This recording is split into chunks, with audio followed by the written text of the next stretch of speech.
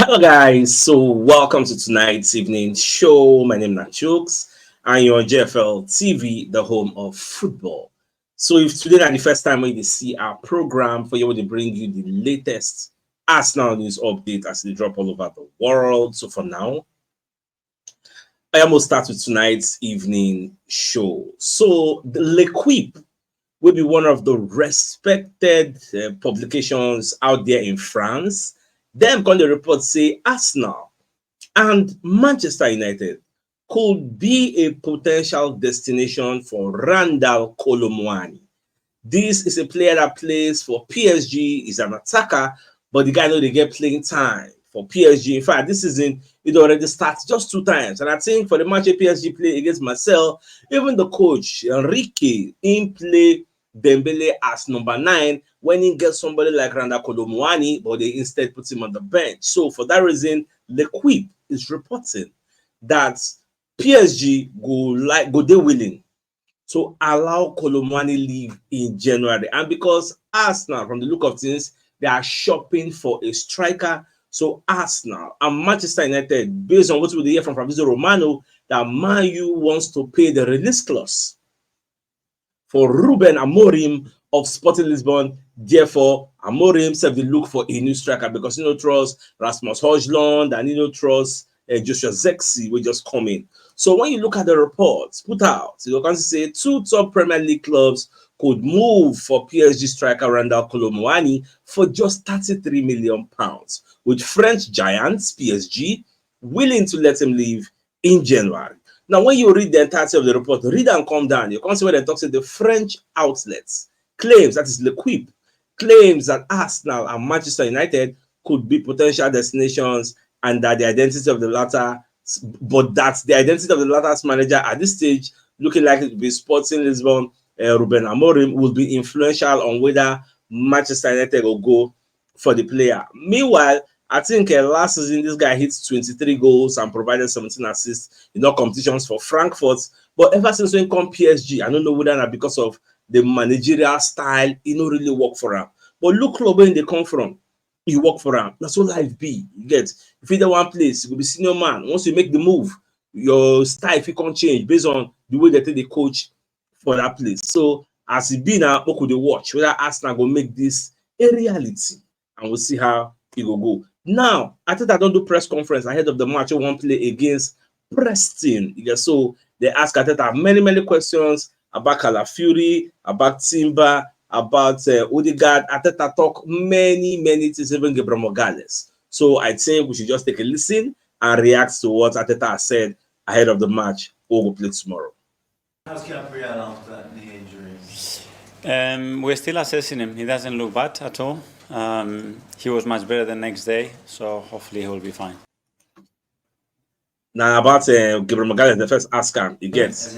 He say Gabriel Magalhaes done they see the assess him, but the injury when he gets it doesn't look bad, which is like it's a thing to be happy about, right? So me, I did happy say did that too serious. So let's continue. He's done some tests, yes. Do you know roughly how long you think he might? No. Too soon. And Julian Timber? Urine is fine. So obviously he Timber was is fine. Very tired. He's been out for a while, and he could not continue the game. But there is nothing, no new injury. Nothing to Timber. Was that cramp? Was it? He could not continue, so we decided to make a very safe call. But he was fine. And Ricardo Calafiori? He will be out for a week, for a few weeks, I would say. Still a few weeks. Okay. William Saliba is back potentially after his suspension. Yeah. Potentially tomorrow night. Will you play him or hold him for the weekend? Calafiori I will out a decide few that, weeks. and when I will decide, you will see the team. What have you got to weigh up in terms of that decision? With William, Yeah. the same that with the rest, that put the strongest team that we possibly can to win again. This is how they say strongest team against which they call them pressing. Come on now, Arteta. Need to rest. I can rest Timber, rest Gabriel Magalhaes, rest rest all these people. You get. I don't want to see them. Maybe they bench. Maybe if we don't win 4-0 or 3-0, because normal, I expect us to kill this or to finish this pressing whatever they call them. People they struggle for championship. You get. So now does it take one Nichols? Get all those Luis Skelly or maybe Zinchenko. And them I want to see. So from the look of things, we don't get anything we worry about for Julian Timber. Carafiori just a few weeks, he go come back. The Gabriel Magalhaes is fine. That's when I first watched this video. When I first hear that, I thought say Gabriel Magalhaes is fine. We don't enter my head. Say, God, why you be saying now when we play Manchester City? Now Magalhaes can't get cramps or dead leg if you like. We'll be saying if you run again, in gas come out. Why you don't be saying after the match and maybe the thing can't do them? Come on, like if you say that guy is still there, at least I still get confidence. Say we no go like if we win that match. Because no one ain't go organize that defense. The defense in with Ben White, they will still get like some small fights in them, but God knows why it happened like that. So yeah. And Martin Odegaard as well, just update on him. Is he back on grass this week? There was a report he was. He's been on the grass for a few weeks, but there's still a few boxes to tick. How fast we can do that last stage of the rehab is a question that we would have to answer once we have players around and he starts competing with the team, something that he hasn't done yet. Do you think he'll be back before the international break, or are you thinking after? Hopefully, yes, but we'll have to see that stage how it goes. Okay, just in terms of how you treat tomorrow night, obviously busy schedule, few injuries. How do you balance the need to keep winning and momentum against protecting those 13 players? We will try to find the right balance there. As you said, we have 4 very demanding matches now in different competitions. We want to win them all, and we have to start tomorrow to create a good momentum again, and we'll put a strong team out there. Can I just get your reflections on Erik ten Hag's sacking yesterday? Yeah. How did you feel? Sure. Well, we're sad to see one of our colleagues, losing his job. I think he's done a really good job. He's won titles there. He has changed a lot of things. He's a phenomenal coach, and it's difficult when this happens. Unfortunately, it's the exposure that we have as managers, and we are always there in the line. And especially when you look at the game and how they lost the game, it was incredible. But they made that decision. Wish him all the best for his new chapter. Now the next question, after I talk about Ten Hag, they're going to ask and say, "But you know them for the same kettle of fish now." Say you get support from the likes of Edu Gaspar and the board. So Arteta they unsackable. So Arteta when they clarify, say, Baba, nobody they unsackable. That's why as Arteta they like this now, even if Edu Gaspar no sack the Kroenke is them, they no sack and the board no right to the Kroenke, say make the sack. Baba, it gets stage you go reach. If you know if you deliver your deliverables, we Arteta don't promise us. But now you by yourself will tender your resignation, so I'm not doing again. Let somebody else come, just like what you got at Southgate do for England. The England hierarchy no one sack Gareth Southgate. Now, about tender your resignation, so, okay, enough is enough. Make another person self try. We could see how it be. The same thing with the Arsenal female coach. The board like him. They don't want sack him, but by himself, you don't see the toxicity waiting for the fans. You don't see some of the players every time they lose the dressing room because they are impatient, like they trust the process is not working. But tender resignation. So I don't pray make it happen to Arteta, but the get time we go reach, you go read the room. You don't need Babalawo to tell you. You mentioned managers' exposure and scrutiny. Are you in a slightly different position to everybody else? I mean, we kind of think of the support you've had from Edu and the board and the project and trusting the process. You're kind of unsackable. No, nobody's unsackable. I think when you earn that, when this happens, you have earned something, and you have earned that back somehow. But here, we are here to win football matches. Never forget that. But you have been here 5 years already. Now, I mean, in the great scheme of 5 years. Premier League football managers, that is a long time. Yeah, it is a long time. It's unusual. Unfortunately, it's very unusual. So, I have continued to do my job the best possible way. And again, football matches are the most important thing, and you have to win many of those to keep your job. In terms of that, then, how important is the League Cup? I mean, you've not won it as a manager. Mm-hmm. You're at a city where Pep won it all the time and clearly saw it as being Okay. important, despite the fact that many people think it's the trophy that is the least important. Yeah, well, it's important because it keeps everybody alive. You maintain the winning habit, which is really, really important. And you show that you care about every competition regardless of what you play. So you have to compete for every match. You are in or you are out. The margins are so small, and tomorrow we're going to face a really tough opponent. You see, this season, I just get confidence. I don't know, I just get this like optimism, say, we go win one of all these cups. Either the Carabao Cup or this League Cup, we go win one. I just get that optimism because the way Arteta they look at this competition. This season, Arteta is taking them serious.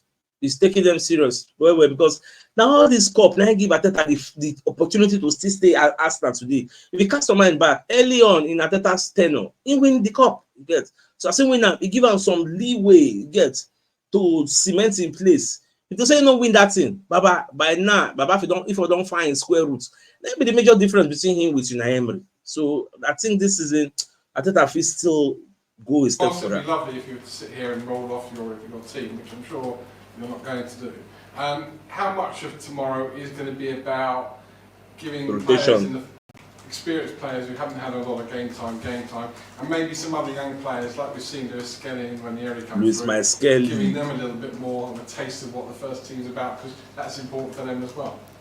Yeah, it is important. You know, there are players obviously they haven't played that much, and they will have their chance tomorrow. That's for sure. But you have to earn the right to play, and when you have that right, you have to perform, and you have to perform in a way to impact the team to win the game, and that's what we're going to demand to anybody, whether you are young, you are experienced player, or you've been playing regularly for us. And on tomorrow night, when you're trying to sort of juggle that team selection, Zinchenko. you looked at City when Pep was blooding in Phil Foden, which I think was one of the most high-profile young players. And there was a lot of time where he was being pestered, you're not playing Phil, you're not playing Phil. How difficult is it for you with this group you've got, and how much did you take from your time at City when Pep was managing?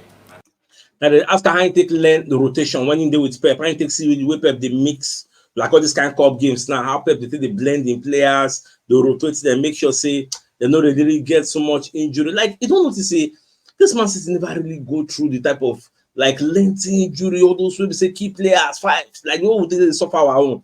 They know they really face all those kinds of things. Now, once in a while, two people go, later they will come back. Our own, like, they're mad gone. You get so, what's the Arteta response? Because well, obviously I was there, and obviously we knew the quality of that squad and how strong those teams were when you were putting against any opposition. But we have a really good squad as well. It's true that at the moment, obviously, we are missing quite a lot of players, especially in certain positions. But you have to be really strong, and you can make changes. But the team has to have a balance. It has to have a chemistry. It has to have an energy. That has to be really good to earn the right to win the game, especially when you play them away from home. Can I just ask you one on Alex? Obviously, the last two games, you've turned to Miles in that left back position. Is Alex still a key player for you in this squad? Exactly. Yeah, well, that's why I like this question. We say many people for the comment section they when they talk say for that Liverpool game, why Arteta puts Lewis Skelly when Zinchenko they available? The thing is, make I no lie for you, none of us know Zinchenko's like whether in the 100% fit to go, whether even 20% fit to even go safe. None of us really know because myself I think I'm say at least Zinchenko get more experience than Lewis Skelly. He go feel read the game better than that youngster. So I don't really know. Why? If that's why I see the question, the guy they ask a question and say, okay, you play Lewis Skelly. What is the stop is in Zinchenko? Why you no use him? So mostly decisions that are always difficult to make. You make them with the only intention to get the results and get the performance that you want. But Alex already is proven for many years something that Mine has to do, that he has the ability to do it. Kyle? Okay, I'll just on another one of your left backs, Kieran Tierney. We've not seen him this season, but is he getting any closer to the return? I think he's quite close. He's looking really good. Wow. I think he's over the period where he was still struggling. So yeah, he looked really sharp out there. He hasn't trained with the team yet, but hopefully he can do that in the next week or two. Wow. So in the next week or two now we're expecting Kieran Tierney back. We're expecting Ricardo Calafiori back, but is Kieran Tierney good? Therefore, ask follow-up question: is Kieran Tierney going to be integrated back into the first 11 or into the team? He gets now. Therefore, ask that follow-up. No, even know he gets, but there's no follow-up. The last round against Bolton, there's obviously a big night for Jack Porter, the youngest ever goalkeeper. Is there a chance that maybe we'll see another young goalkeeper tomorrow night with Tommy Setford? And what have you seen from him since he's arrived in the summer?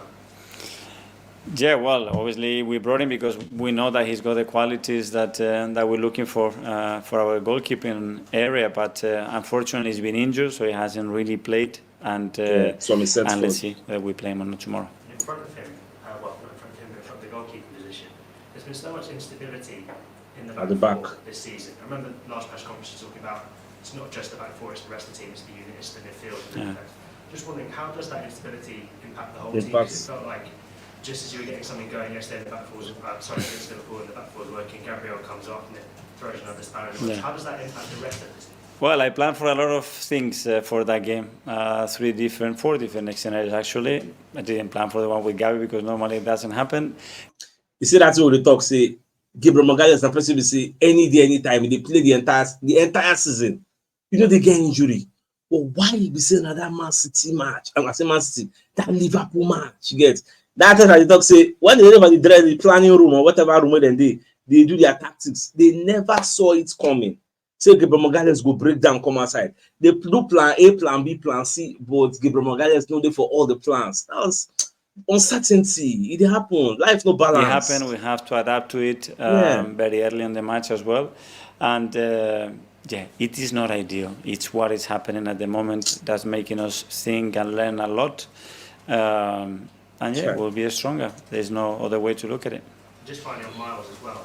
Obviously, you've thrown him in these big games. I was wondering what you've seen from him that makes you so confident to throw him in, because City, Liverpool, they're massive games. Yeah. Maybe most 18-year-olds you wouldn't throw him. What are you seeing from him? Fearless. First of all, huge personality.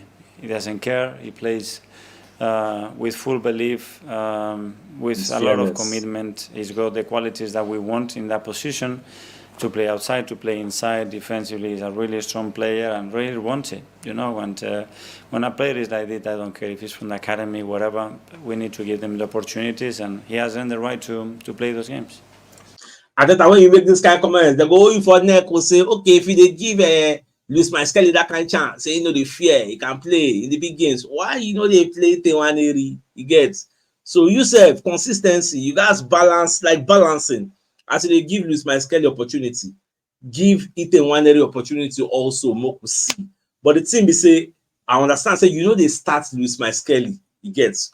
So people should not also expect you to start Ethan Waneri. I want, like, when you do this type of analysis, you need to be balanced. You see this Luis Maeskelly, they give chance. Say you don't ever see one day, but EPL, oh, start them from match. Like 1 minute, they'll start Luis Maeskelly. No. He comes in the second half.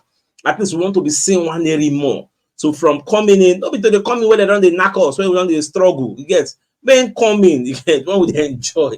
That what many fans want to see. So I believe I'm reporting the minds of many Arsenal fans out there. So Arteta should actually take notes. Hi, Mikel. Hi. After the Liverpool game on Sunday, Jamie Carragher on Sky compared your managerial approach and sort of tactical idea to Jose Mourinho. And I just wondered, he even said, I think, that you're more similar to Jose in some ways than Pep.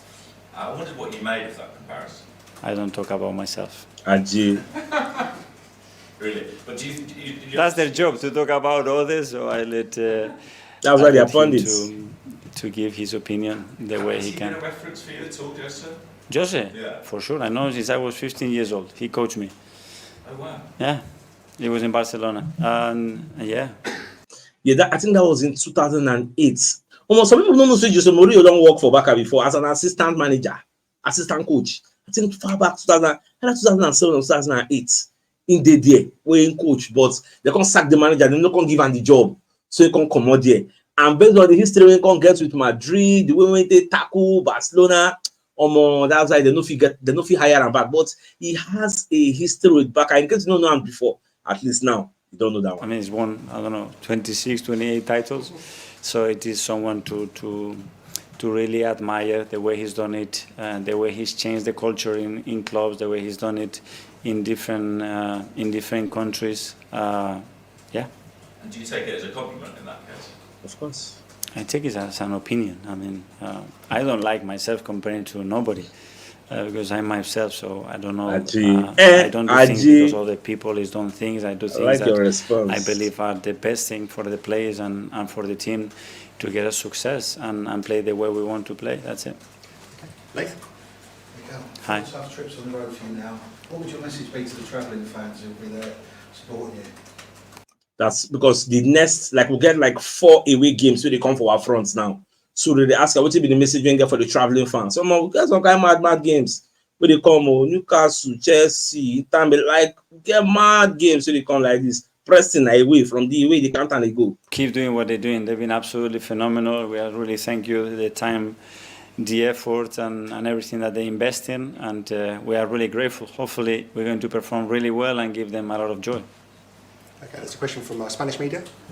All right, so no need to take the Spanish. I know they hear Spanish, but less people who don't understand Spanish. So that's the end of Arteta's press conference ahead of the match. We'll go play against Preston in the Cup.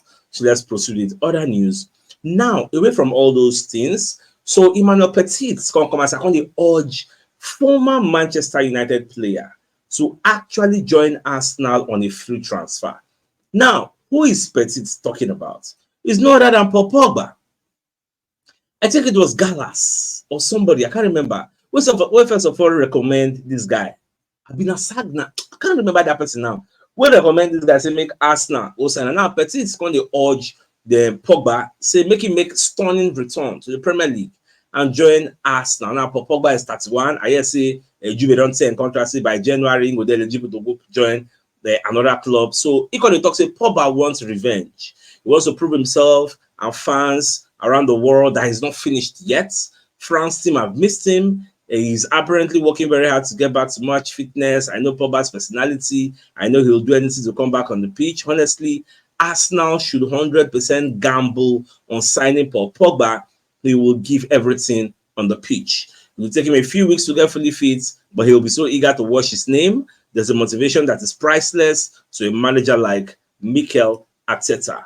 Moving on, Baba say Pogba is going to fit the Arsenal midfield perfectly. He's tall, he's strong, he's very creative. In fact, we all know how good a happy Pogba is. He needs love to be given confidence. I think Arteta and Arsenal can offer this to him. The next question becomes, do you subscribe to the points of Emmanuel Petit? Because Petit they fond of bringing some kind, I don't know, some kind of opinion. So they say they make people vex. Because this for Pogba, I remember the first time when they first bring him, many people frown at the news, yeah, but this time around with the bullet points, with since we Baba they talk about Pogba, you don't change your mind about Arsenal getting this player. In fact, what do you think on getting the player? For me, it's a very, very cheap player because really you're not paying any money to anybody. You can sign him anytime. But the favorites to actually get him are Olympic Marseille. You get now them be the favorites. In fact, they like to get all these two away. They then carry Sancho. They like all this kind of players. They say people they frown at, people get some kind of reservations on getting those kind of players.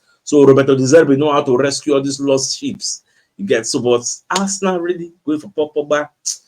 I don't see it happening, but you can never say never. You get now the FA don't come aside, can't they make Virgil van Dijk charge decision after waiting do Kai Havertz. So we just say the FA no go charge Virgil van Dijk for any retrospective action. They're not going to charge them after the fact. So, okay, based on say maybe the VAR no catch what you do and referee self no see what you do, they will come penalize you. No, from what we are hearing, that the FA is not going to do anything. That Liverpool captain Virgil van Dijk will face no retrospective action over an off-the-ball incident involving Arsenal's Kai Havertz during their 2-2 draw at the Emirates Stadium. That's according to the Times, as Baba talk plenty. But the thing is, it don't happen. We say it don't happen. Not be all cases. The FA will give a card or a punishment after the fact. Don't be every time it happen. So now maybe some kind of violent conduct where they miss entirely. Yes, on some kind of decent shot, not be all this kind one. Now, Juve FC is reporting that Arsenal is following developments about Dusan Vlahovic contract because I see they won't give the guy a new extension, the guy never agree. And you know, say the coach for DSF Thiago Motta, instead they find another striker, get that belief in Vlahovic, which was why he was going for Joshua Zexi in the first place. And now we know he admires Benjamin Sesko. So, like different things for January go hot. January go hot. I did tell you. Because they say Arsenal's interest in Dusan Vlahovic have persisted since their first attempt to get him in 2021, and they may soon have another chance. Despite Arsenal's efforts to secure Vlahovic in early 2022, the Serbian forward opted for Juventus, where he has since become a central figure. However, with his contract set to expire in 2026, Juventus face a potential dilemma over his future, similar to the recent situation with Federico Chiesa, who was sold to Liverpool after a contract renewal failed. Wow! I even say loan Chiesa to Liverpool. I don't even say they really sell my guy. But well, that surprised me. Even at the yesterday, Liverpool said one loan Chiesa come over the club for January. Said the guy never fit break into the first 11, even though I know he was injured anyway. Now, Virgil van Dijk, come as when they talk to Arsenal, they vulnerable in one area. We will say themselves discuss them for their own dressing room on how they will take enter Arsenal, and you don't really believe. Say they think they can dominate us aerially. This Liverpool team. And sloth, like they get that confidence. Okay, Virgil van Dijk tall, then yes, he can do it. In fact, that's why Van Dijk on the boost. Say, yes, after that, she be then cross the ball now. Another come aside, another enter. That's one of the weakness of Arsenal. Now you can talk about the goal where Merino can score. Ibrahim Konate jump here, no reach. He will be Virgil van Dijk, you jump your head, no reach. But how can you give excuse? Say, if to say no, I would have jumped higher. Papa, you jump highest. You can tell the defender where they jump small. You jump your highest, your head no touch. What if we say you could have, you know, to say that that's not doing they deliver that thing. Two of them, if you want the replay, the two defender are bad. This one jump, this one jump again. Nothing. From Merino pull head. So let me go into the report as you can see on the screen from TBR, where they talk about. Now, when you read the entirety of this report, so they say set pieces. It's a big part of football that Arsenal are doing very well with its fair play. But we analyze that there are some weaknesses we can exploit, and this was one of them: set pieces. Now, Mo Salah's late equalizer, blah blah blah blah blah. Now, on to the next slide where about the talk. He said, Inde delighted at his own goal, but frustration that he could not use that 6'5" frame to clear Declan Rice's delivery as Arsenal took the lead for the second time in a pulsating 2-2 draw. Quoted Virgil van Dijk, "If I jump a little bit higher, I can flick it away." Van Dijk sighs, reacting to Merino's first goal in his post-match conversation with the media. But I think they were also vulnerable at set pieces, and we showed that we can be dangerous from dead balls as well. But at least, catch our own goal. Well, but it is what it is. So many Arsenal lovers, like we always do here. So if you're enjoying the show, don't forget to like, share, subscribe, and follow our content. So our show will go far, far, far and wide to many other people who never really see our program. And this brings us to the biggest news of the night, and that is the fact that L'Equipe will be one of the respectable media houses in France. They are reporting that Arsenal could be a potential destination for Randal Kolo Muani, because they say two top Premier League sides could move for PSG striker Randal Kolo Muani for just £33 million, with French giants willing to let him leave this January. This same boy with a flop for this PSG. In 2020-2023 season, before PSG buy him, he scored 23 goals for Frankfurt and provided 17 assists, which is about 40 goal contributions in all competitions for Frankfurt. We can't make PSG buy. PSG no go buy him when he was a shit packer. They bought him because he was scoring goals left, right, and center. But he can't go PSG, come down to flop. So I don't know whether Arsenal will really go try to sign up. Well, that's why they tell us say January go hot. You get. For those who believe say Arsenal no go sign striker, Papa make we wait. All of us speculate. Let's wait till January. So, my dear Arsenal lovers, I think this is a fine place for us to call the show an end. So, till I come your way tomorrow morning to give you the morning news. So then, thanks for tuning in. Enjoy the rest of your nights. Now, good night, and then I get out. All right, guys.